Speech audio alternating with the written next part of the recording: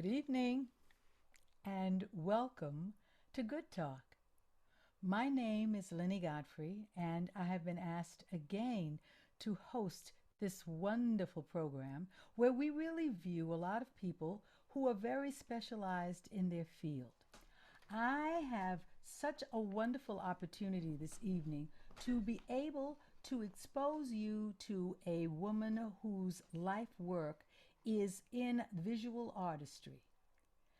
But I think that it's even more than that. And you'll find as we take this journey through her life that it's not the usual painting of pieces. What it is really is her writing some of the voices that she's heard. But she'll tell you more about it. Let me tell you about our wonderful guest this evening because her name spelled differently is Nancy in SI Lent. She's a native of Long Island, born in Long Island, but she was raised in Miami, Florida, which then tells you that there's a whole different array of things that have gone on in her life. She has been painting since she was a young woman, but there's also other facets of her life as far as artistry in production and everything like that, and we'll get to that also. She has board work, which I think I'm really curious to ask her about. She's not only an artist, but she's an intellectual person who cares about the world of artistry and trying to prepare it for other artists herself. And in that, she's founded a lot of different organizations, and we will talk about that. One of the organizations, though, that she does belong to is the Association of Women Artists and the National Association of Women Artists. And then she went on to formulate an organization that is now nonprofit. This is just a tip of the iceberg that this woman has really accomplished in her more than 4 decades as being a visual artist. I have to say that her friendship with our executive director, Larry Pellegrini, is one that we want to explore also. That should be one of our fun moments. Her exploring some of her wonderful work. I've asked her to do some other things. And the fact that she has really arched out a place for herself in this world, and we are dedicating and tributing and doing a tribute to her tonight because of that. So, without any further ado, I want to introduce you to our guest this evening that we're going to spend for the next hour. And there she is, Miss Nancy Lent. There you are, my love. How are you? I'm good. Hi, everyone. It's really nice to be here. Oh, it's wonderful. Now you are in your studio. Why don't you I'm, tell us where you are? Well, not necessarily the exact location, but your studio and how we've come to be in your studio with you tonight. well, we're in my studio, which is in Rhinebeck, New York, which is about 85 miles north of New York City. Hmm. I relocated, it's in an area of New York called the Hudson Valley. Hmm. And I relocated to the Hudson Valley in 2008 after a long career in New York in production. Hmm. I produced huge industrial shows for corporations.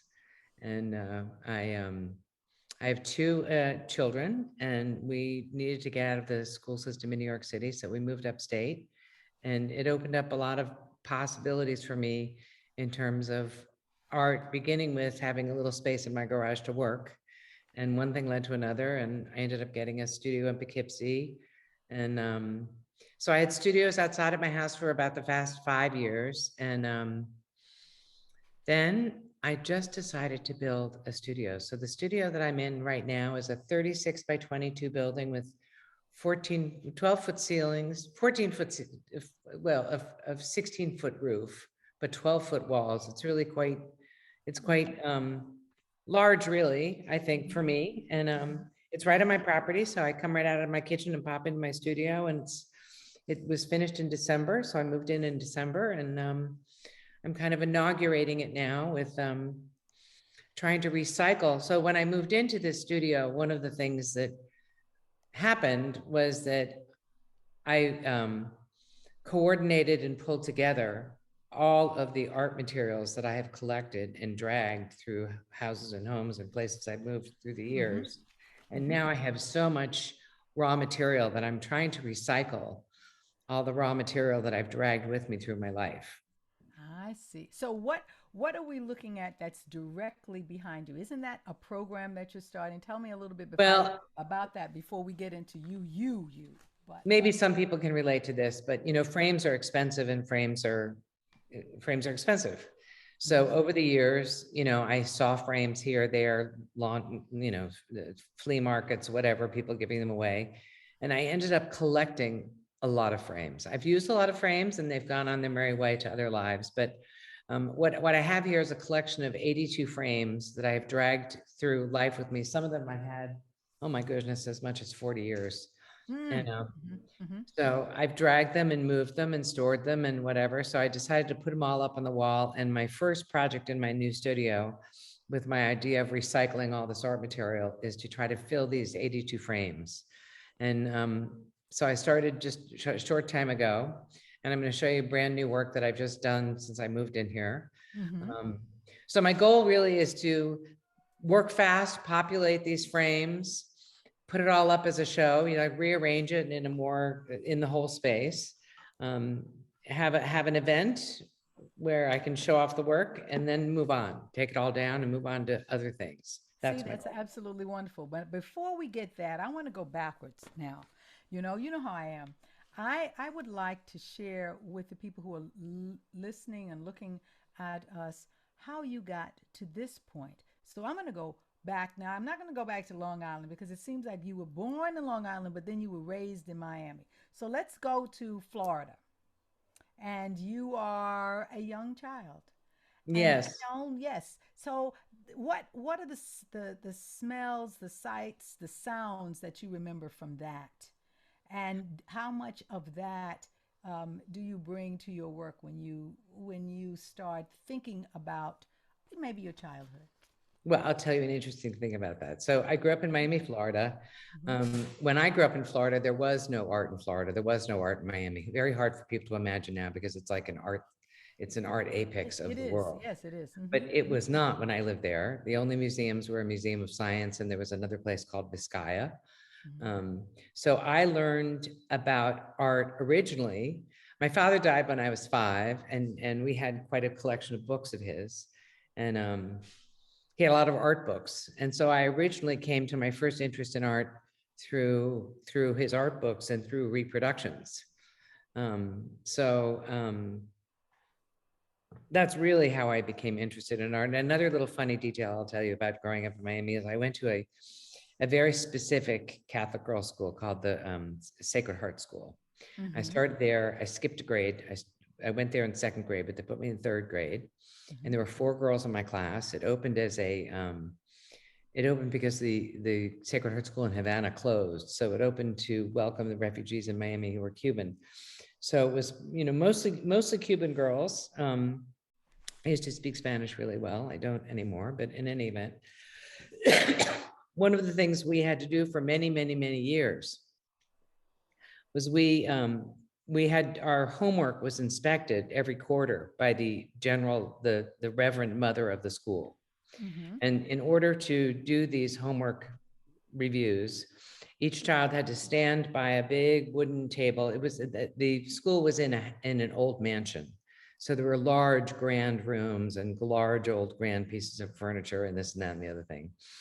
And we would have to copy our math, our English, everything like that in fountain pen ink and write in chancellery, which is a form of calligraphy.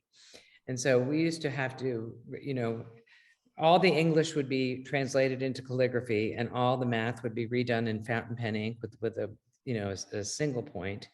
And we would have to lay the work out on a table and stand there in front of the table as the Reverend Mother would come by and inspect the work. And we were given, we were given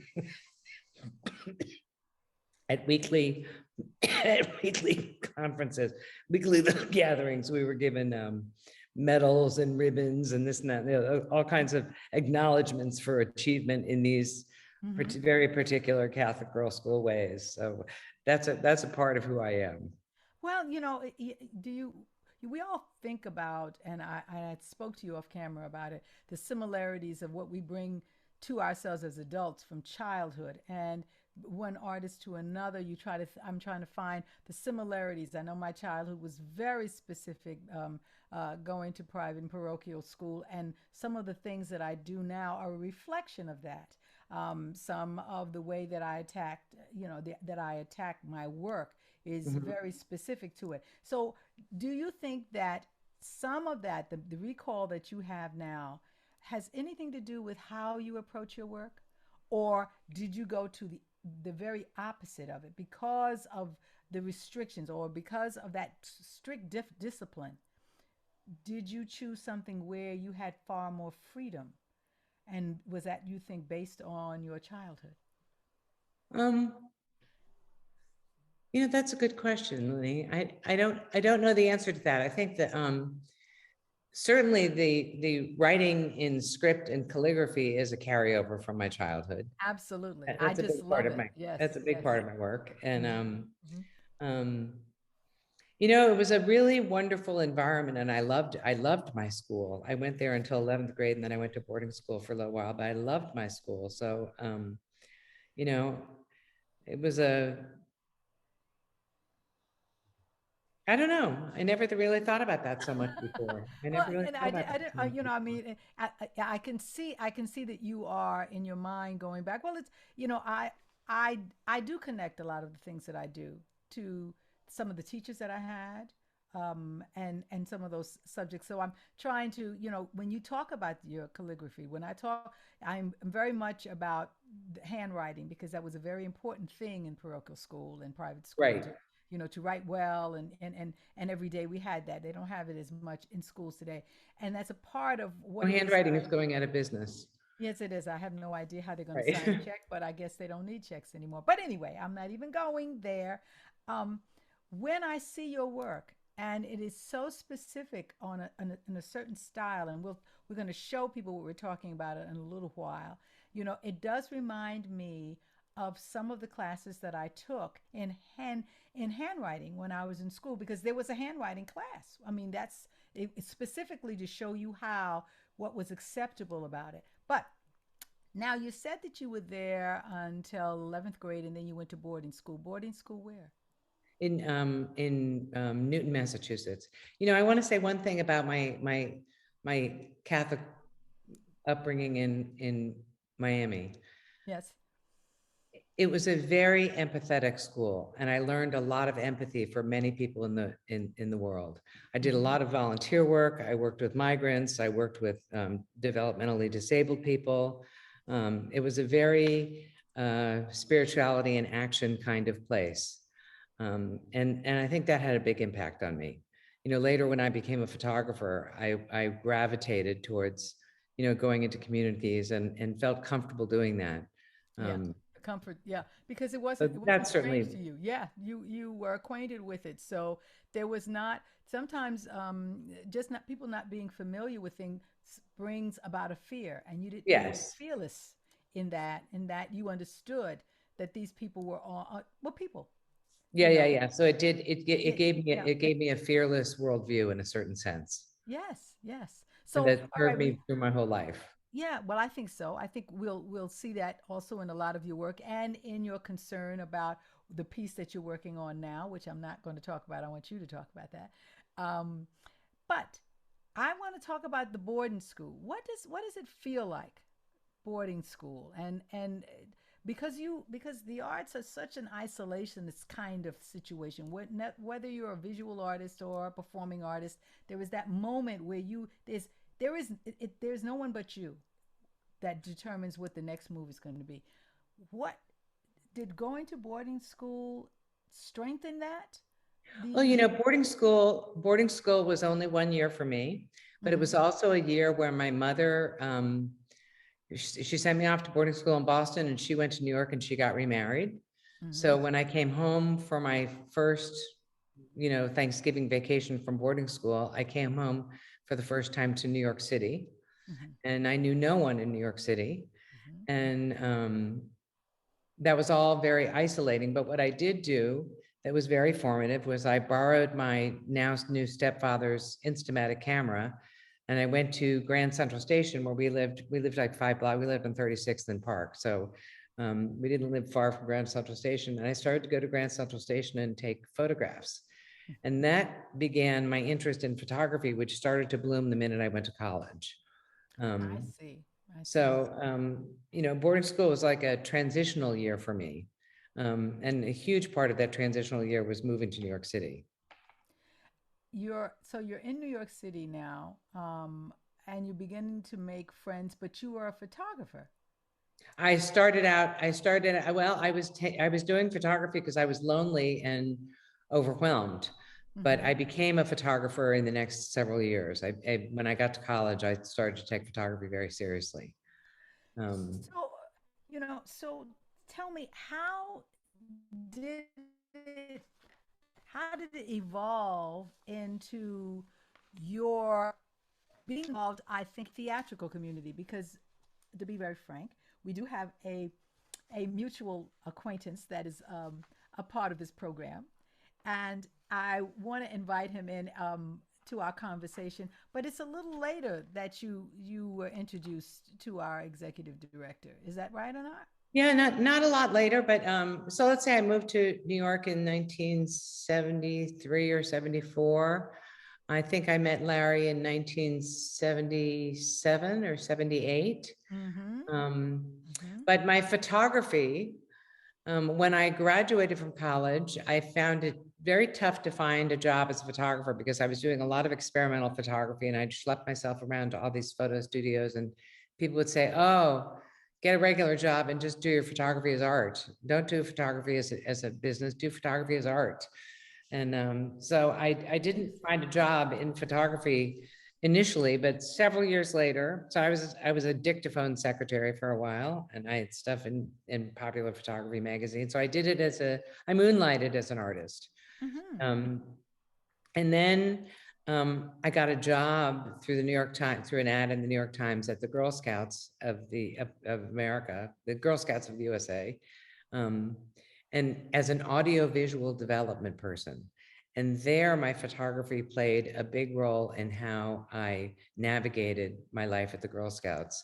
And I ended up proposing a lot of things to them about, making this film, making that film, and I shot a lot of photography. And that it was during that period when I was at the Girl Scouts that I met Larry. And the corporate All theater, righty. Mm-hmm. the corporate theater thing was an evolution from being an audiovisual producer. I started to produce these screen events for audiences. And so one thing led to another, and those screen events for audiences sort of became my path of doing these giant installation screen events for audiences. And I ended up doing that for 30 years. Amazing though, the how the visual art industry really is connected to all that you do now. I'm going to invite Larry in because I think the the the chemistry that you both have and the friendship that you all have that has been for decades. Um, Hello, Larry. Um, Welcome, welcome. It's. I'd like the Larry to, if he could, recall the first time that he saw you and what his thoughts are, because I think it was a roommate that made you all have a connection. Wasn't that right? Isn't it? Correct me if I'm wrong. I could yes, be. I was directing a play at the 13th Street Theater, and I cast Nancy's roommate at the time, living on 86th Street in Columbus, and came to their apartment, and I think that Nancy came home from work in her Girl Scout uniform, Which I had to wear from time to time, believe it or not. and I was not in the Oh, Girl. wow, really? Okay. Yeah. Executive Girl Scouting. I had to wear a Halston double polyester Girl Scout suit sometimes. Oh, wow. But I Okay. believe Okay. you that day, and I mean, and I had not. I come from the Midwest, and I didn't really know anything about photography, Mm-hmm. and here is this person that I'm meeting that has, a photography. She has a studio in the third bedroom where I lived many times, There was a dark room or I forget where but there was a dark. The dark room was in the master bedroom. Right, and In the liquid, bathroom. all this stuff that, oh, right, that's right, yes. So, yeah, and then there was paint always on the sink. Oh, well. The memories. It's so when you think about what stands out in your memory for the two of you all. So when you met Nancy, she was not yet the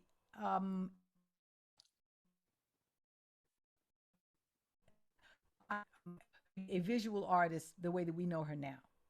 She was an aspiring artist. Had you thought about Nancy doing any kind of artistry? Well, I started, my photography led me to pastels and led me to painting. And I was doing that at that time. I was probably using the wall space in the living room.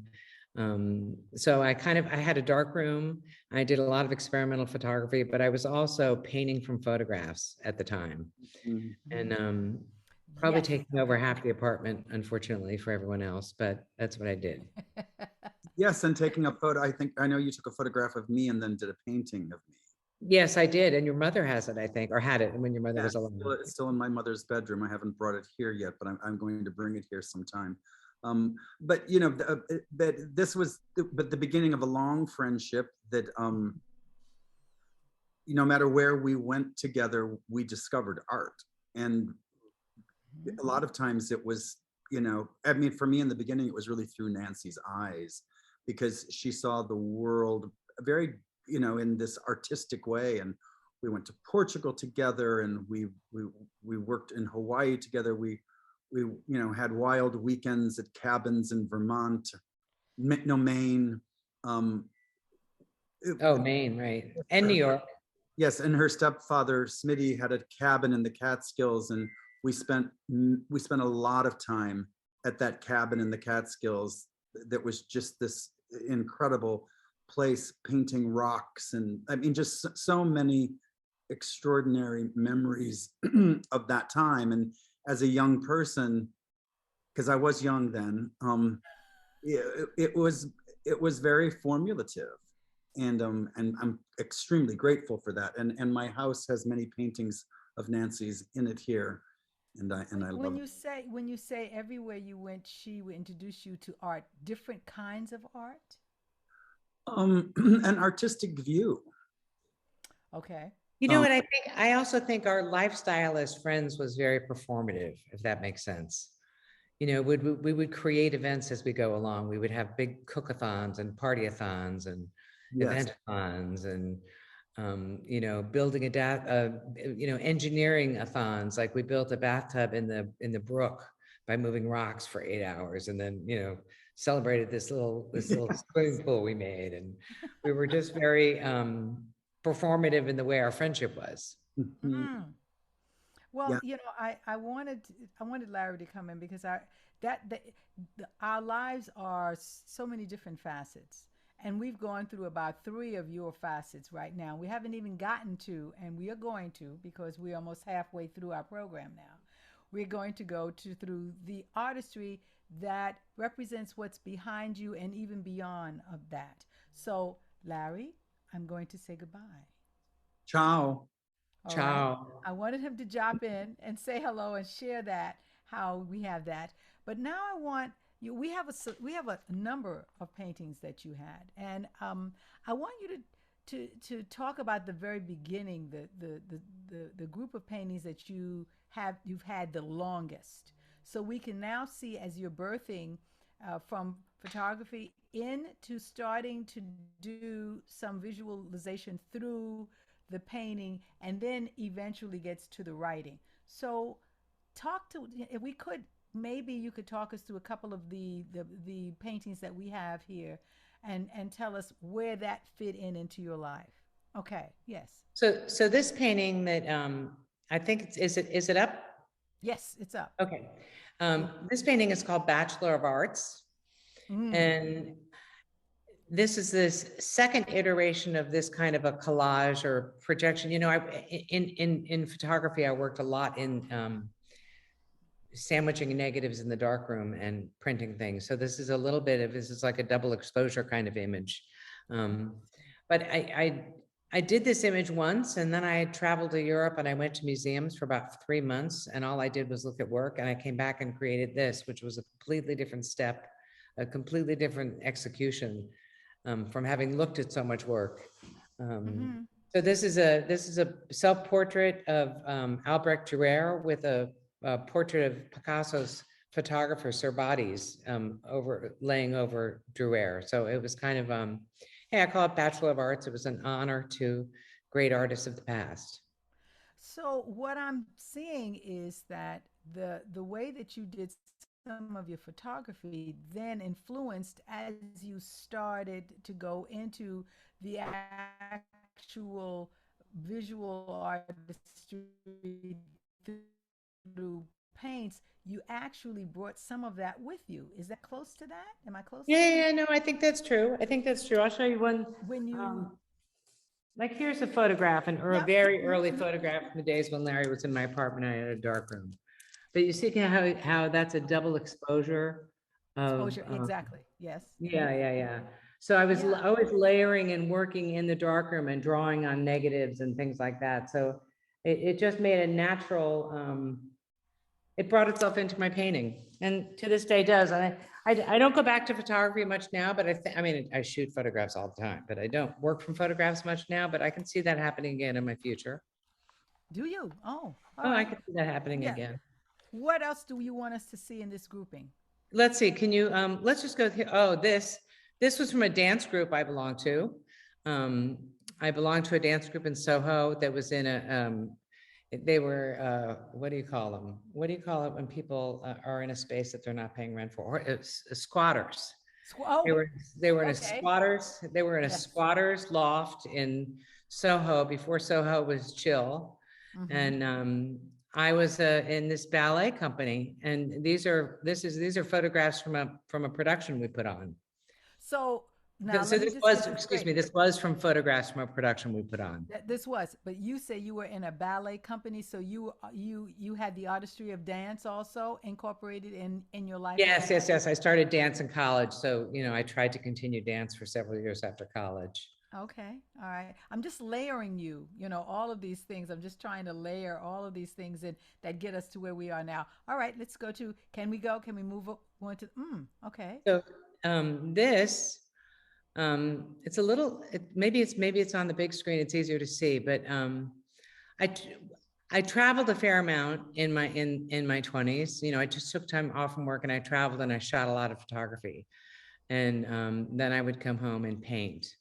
And what's interesting to me about this particular painting, this is called Gypsy. It's acrylic on unstretched canvas. And if you can see it, I don't know if you can see it clearly on the screen, but there's a grandmother and a baby and a young woman. Yes. But there is where the illegible writing that I do now first started to make itself known. It's across the bottom of the image in the copper area. Okay. So this carried my photography process forward, because this would have been made from many, like the one previous to it, would have been made from many different slides that I projected. So there was background of this person and that person. But what intrigues me about this particular piece is that the writing automatically appeared. The writing that I still do to this day. So I want to pause for a second with the artistry and let us keep that on if we can, and say to you, all right, as you were beginning, at the same time that you were beginning to find yourself and finding the style that ultimately we will see some of tonight, you were also creating the organizations for artists. Why? Why did you think, why was that important for you, being an artist? Why was that important for you? I talked about then you were served on the board of the National Association of Women for a year, but you also founded Women's Work in Poughkeepsie. Yeah. That came much later, but I want much later. So I have I a want to degree. touch it because I know I can see we have so much that we have to talk about. We might get out there. Yeah. So So you can go on. I painted very intensively. You can just pop through those two next images just so we can see them quickly. I painted very intensively in my early 20s and 30s. And then as I got into my 30s, I became a producer, and I was a producer of large corporate events. I worked with Larry quite a bit, and I produced events all over the world. And there was a kind of a hiatus period in my art, which was followed up by the fact that in my 40s, I adopted 2 children from Russia. And then eventually, 9 years later, I got married. But as a single woman, I adopted 2 children from Russia. So there's a long hiatus in my art career. And when I moved back to the Hudson Valley, so along the line, I did get a degree in arts administration from NYU. And I had a cable show on the arts in Manhattan. And you know, I wanted to go into the cable, into the art business as a young woman, but I found it really hard to get a foothold in there. So when I retired and moved up here and my kids were a little older, I decided to put myself deeply into the community of artists up here. So I joined the National Association of Women Artists, which operates out of New York, and I was invited to be on the board of that. And I also then opened in 2018 a small community gallery in Poughkeepsie, New York called women'swork.art, which is still very, very vibrant. I ran it for 2 years. And, you know, I decided that I wanted to spend my time making art rather than administering art. But it's still ongoing. It's a nonprofit. I was just there this weekend when there was a big crowd at an opening. So that was all, that's very, it's kind of cool. You found that you'd rather do than to administer, but why at the very beginning? You know, it's always, I'm always so curious because people always think that artists are maybe one dimensional, but I'm always about trying to excavate all the different dimensions that we had. What about your life made you think that that was an important step to make? Not a permanent step, but an important step to make. Where were you in your life when you that gave you that impotence? What? You know, I was just I was anxious and interested in working with and being with more artists.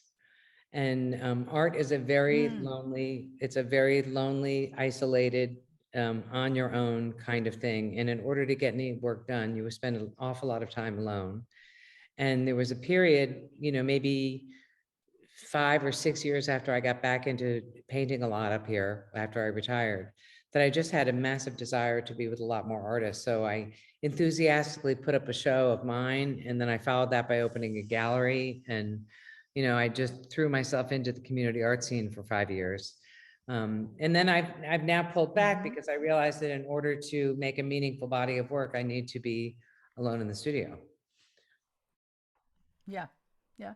They're different phrases. I want to show some more of the artwork, and then I want to go to the, I guess I could say, a challenge that I asked you to do in your studio, which is and you have been so gracious to work on this and show us some of the process that some of your work has gone through, and we've got a little video about that. But before we get to that, are there any pieces of your work that you want to still talk about? I want to keep going. Well, we can, I'm afraid we're going to run out of time, but we can quickly go through some.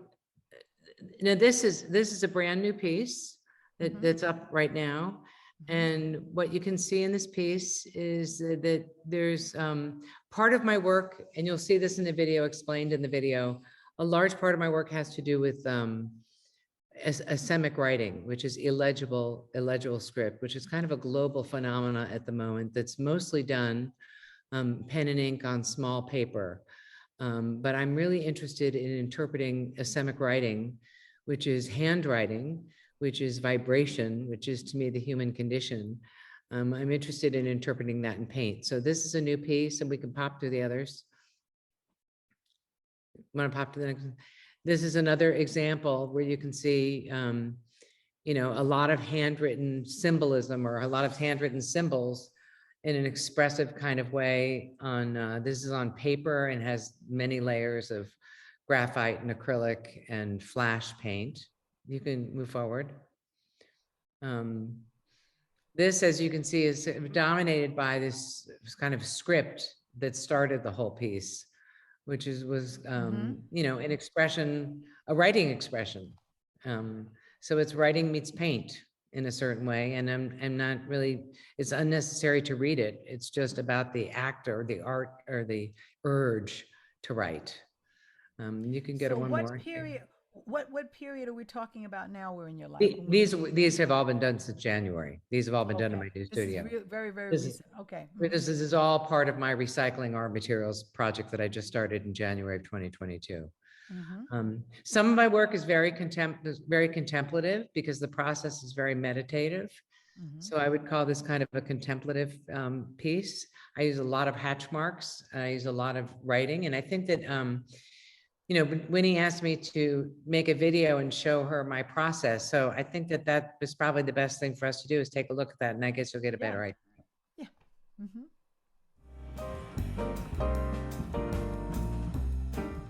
Hi there, it's Nancy and I'm in my studio. And the last time I spoke to Lynnie Godfrey, she asked me to please make a video about my process. And I got a little hung up about that because I thought, what does she mean? Like paint one painting start to finish? But then I realized that my process is very flitting from one thing to the next and moving from place to place. So that's what I'm going to illustrate as I show you what I'm trying to do. So like tons of people, I have been obsessed for the last 6 weeks with this war in Ukraine. And I'm interested in making a piece that's essentially a prayer for Ukraine. So this is my first attempt, which is simply gold hash marks on glass and resin. It's on a board that I prepared some time ago. And that was my first piece.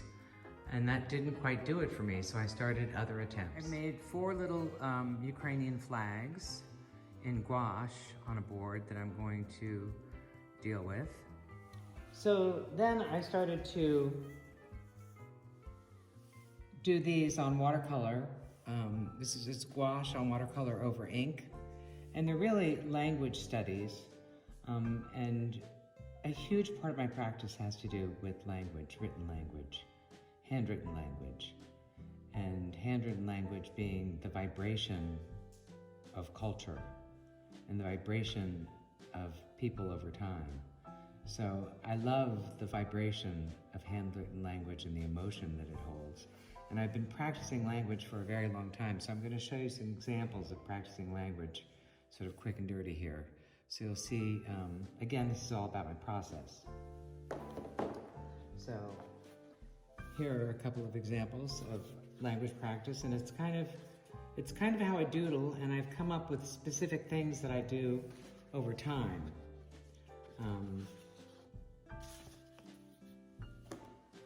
Here's a very, very recent one. This may make it into the Ukrainian prayer. This was started actually when I was thinking about doing a Ukrainian prayer. These are languages over languages. It's actually the word amazing in many languages.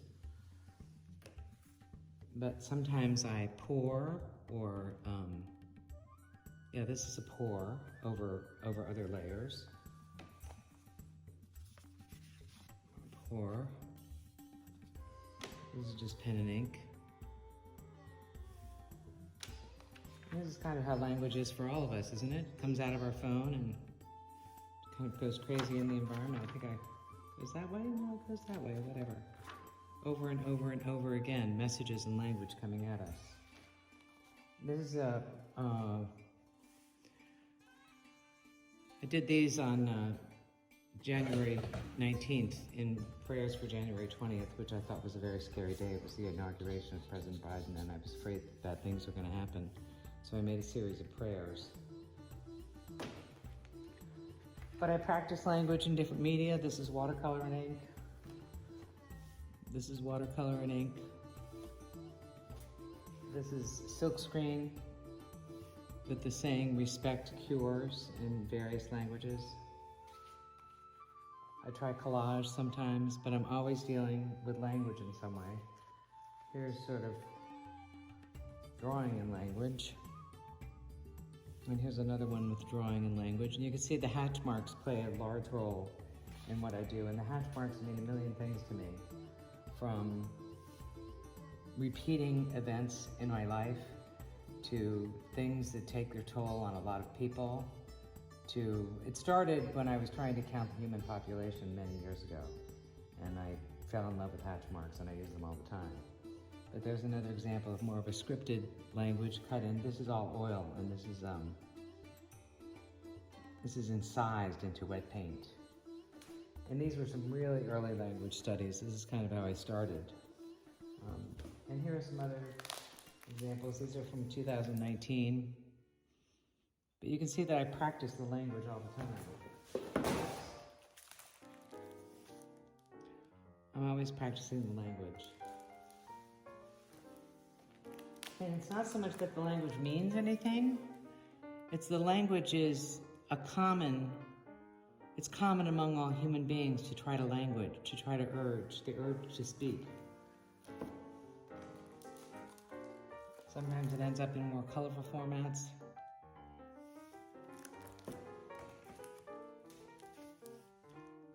So this is all the language and motifs that I use in my work. Here's an example. This is cardboard money, called cardboard currency. Anyway, you get the idea that I do this language, and what I'm going to do for this video is basically from where I started. I'm going to come back in a few days and show you what's happened to the rest of the work, because it's not planned, it's very intuitive, and it just happens as the paintbrush hits the paper. It's very meditative. So that's what I'm going to show you next. So my goal with this prayer for Ukraine would be to do something large, like on that piece of canvas, which everything here is a recycling project in terms of all the materials of stuff that I've just collected over a very long time. So this piece is 40 by 60, or 46 by 60? 48 by 60, okay, 48 by 60. And my goal would be eventually to make my prayer for Ukraine fill that canvas. Hi there, so it's been about 45 hours since I saw you last. I have done a yoga class, I've done some cooking, I've slept, I've gone for an hour-long swim, and I've done quite a few starts on my attempt to create a prayer for Ukraine. So I'm just going to show you what I've done so far, because again, I'm trying to show you process. So these 3 little canvases here are covered in that Ukrainian blue in mica, and I've poured, I don't know if you can see, I've poured a resist on here, and I'm going to paint these. So maybe these will be done by the time we talk on Tuesday, and maybe they won't, I don't know. Next, I took those little Ukrainian flags I made, and I'm debating where to go with it. There are 2 versions of that particular thing. So this is silver metallic paint on gouache with acrylic red. And then I took the words in Ukrainian, God help us. And I'm probably still going to work on these a little bit. Here's another version of God help us. And then these, I put another layer on these. I'm not quite sure these are finished. A lot of times, I finish things over a very long period of time, like I'll put them away. So, you know, I might take this and put it away and work on them at a much later date. I did put another layer on them though, another layer of ink. So these are mica, acrylic, and ink on watercolor paper. And then following along some calligraphy I had done, I did this, which is not finished, but I think what interests me about this and Ukraine is, you know, in Russia there's an awful lot of black, crimson, and gold decoration. There's a lot of lacquer, and there's gold used in a lot of things. And so I'm assuming that's the same in Ukraine. That could be a big assumption, and I could do some more research. But so this is going to be the ground for, I think, a Russian Z, but we shall see what happens with that. And then lastly, I started to work on this, which is just a first layer of a painting. So maybe when we're live on Tuesday, one or more of these will be in a more finished form, and I can show you basically a process for one of these from beginning to end. So see you Tuesday. So it turns out to be Monday, not Tuesday. Oh well. Yes, Monday on Tuesday, but you know, we all know where we are. We know where we are now. Right. And I'm excited because I have, in seeing those pieces, I'm visualizing so many things. It actually, in one of those last pieces, it looked like someone was lying down on fire. Yeah. So I can show you the way they ended up. Okay. Let's start with the ones with the hatch marks. There you go. Mm-hmm. There were two of these, and I think they're finished.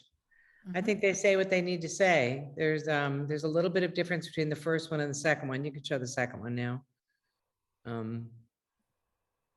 But I think they say what they need to say. They're small, and those are finished.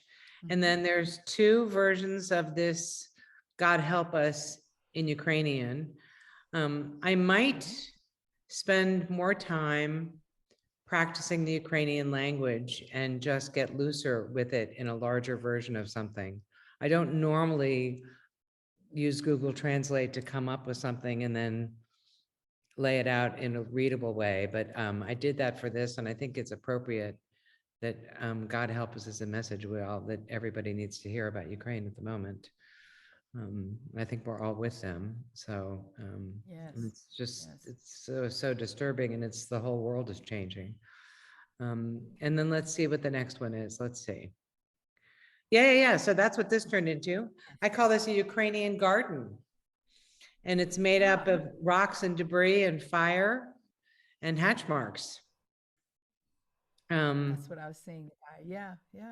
And it's I still think it's just a study. I think that could go somewhere if I painted it larger and more painterly.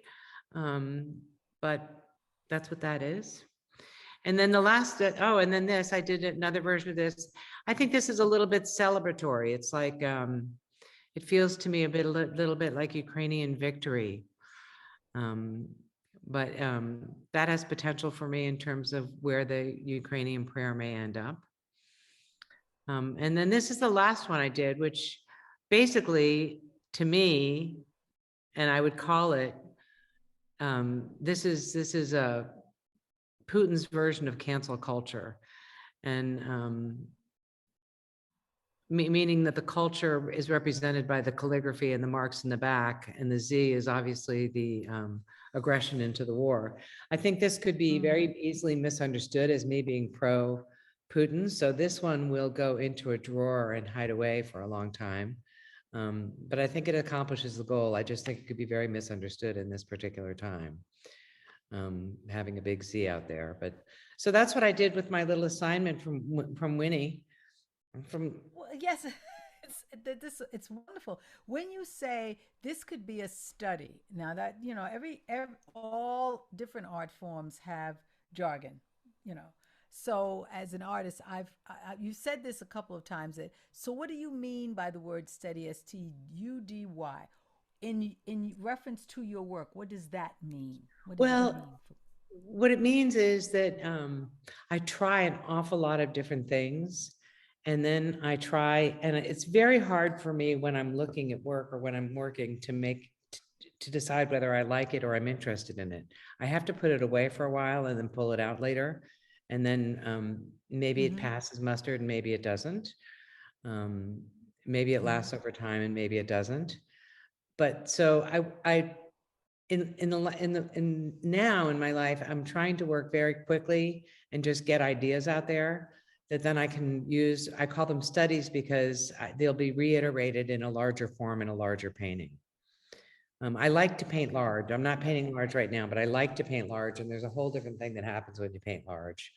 Um, and so the studies are really ideas that might translate into a bigger screen, a bigger screen. See, I'm still thinking about screens, but I mean canvas. Well, but I mean, I think that as we start to wind this up, and I'm going to invite Larry back in a little bit, so I hope he's in earshot so he can come back in and say a good evening to you. But as we have visited your work, and you say that your objective now is to get all of these paintings together, and then once you've done that, is take it down and start on all over again. Am I right? Am I right in Yes, you're thinking right. that You're that's right. that's one of I the would like to goals? create, my goal is to create a body of work that capitalizes on this thing about language and vibration, that where the paintings in and of themselves are beautiful enough to draw you in and let you feel those vibrations. That you don't need to know what they mean. You don't need, they're not necessarily in reference to anything. Um, but that the quality of the paint itself is delicious enough and interesting enough to pull you in. And then you would recognize the handwriting there and recognize the humanness of the handwriting. That's my goal. And I see those as being bigger. I see those as being more consistent. And so I'm just trying to work through, I've been building this building for a year and a half, and it's a whole other part of your mind to be involved with all that. Sure. So Sure. I'm trying to work quickly and get a lot of ideas out there and deal with all my pre-existing materials and see what comes of that, because it's all instinctual. So see what comes of my instincts and what I like and what I don't like and what I'm going to carry forward, what I'm going to drop. I think it's absolutely fabulous. I cannot wait. I mean, I want to see this and in its finished form. And then as you take that down and start to build something up, there's so much more that you want to do. Usually ask people, what is it? What else do you want to do? I'm not, because you've already started projecting in the universe. Your road is already um, being made, for yourself. And I'm so excited to see where it's going to take you, because that's very important, that it does take you someplace different but similar, because it seems that all of the things that you've done in your life, sometime they work. And and and that's fascinating to It's me. all it's all an I'm evolution. I'm hoping that Larry is going to be able. It's a 360-degree circle. I think we keep going around and reinventing everything, as we said before. Hello, Larry. Thank you for Hello. coming back. As we said off camera, everything old is new again. Everything does start to reappear, and in your life there are reoccurrences that I saw so many things tonight, and I'm just fascinated by it. But I wanted to end it with the two of you, because I cannot tell you how inspired I am by the love that you have for one another, your friendship, your relationship, your decades long friendship, um, and how we were able to celebrate you, Nancy, here, and to present you in tribute, but also it's a celebration of both of you, your relationship. And I think that's really, to have the opportunity to do that here on Visual Arts is absolutely, to be a part of it, has absolutely been a joy for me. So I want to thank both of you for Thank giving me that opportunity. You know, Nancy, so thank we're you. down to, as Thank we you. Thank you so much. Thank you. We left out all the details about being parents in the same zone of time in our lives, which is a whole, we could do like, a series on that. There's a That's a whole nother yeah, thing. there's another program. Yes, there's There is a another lot of program, loaded another content facet there. as Oh, that. yes. There's a Yes, lot of yeah, loaded content. yes. And how all of that does affect your work, and the Yes. phases that you go through because of it. Oh yeah, we have another show, that we have to explore, and that's another exploration, another part of your life that I'm going to be nosy in and send you digging. You know, Okay, great. it's not without a project that we would do, but this has been just a wonderful journey for me to to explore. I've had, my last relative was an artist. She had muscular dystrophy, so it was an escapism of art, and she was brilliant at it. So I've always been artistry has been in my life, and this is another facet, and it just shows how beautiful art can be in your life, and really give you an avenue of expression. And I love your use of calligraphy. I love it because I love handwriting. So that's one of the most wonderful things that happened to me. So You know, with that said, and one of the things I'll tell you in I don't closing. want. Oh, go ahead. No, Yes. I No, was no, going to say no, go. one of the things I'll tell you in closing is that it is my belief that it's not really a choice to be an artist. It's just something that you are, and Mm-hmm. it's just something that you have, and it's figuring out what to do with it. And you know, sometimes it would not be the smartest choice. That is really true. And Oh, there are different periods you go through, and I feel like I'm at a point in my life where, because I've dragged it along all these years, it's always been with me, even in times when I couldn't spend so much time doing it, that I'm kind of in a transitional place where I'm trying to take stock of all that I've done as a way to reboot the next phase. You know what I mean? it's absolutely. Well, I call being an artist, it's a calling. Like, people say religion, like a minister is a calling. Being an artist is a calling. You have no other choice. No, you don't have a choice. There are other things that you can do, and you do other things, and you do them well. But this will always be the constant. Being an artist will always be the constant. And a lot of people don't understand that, and mostly only artists do. And Yes, so and most artists do anyway, understand that. You know what I mean? yes, yes, yes, yes, Right, yes. right. So, Larry, do you have a closing word for us? Or are we going to just say goodnight with your wonderful smiling face? I want to have so many more adventures with seeing art with Nancy, and I hope that we can have decades more of travel and just experiencing life through art. Yes, Well, me too, it's the Larry. same. Thank you. Thank you. Yes. And Thank thank you. you, Lynnie. Well, I'd like to.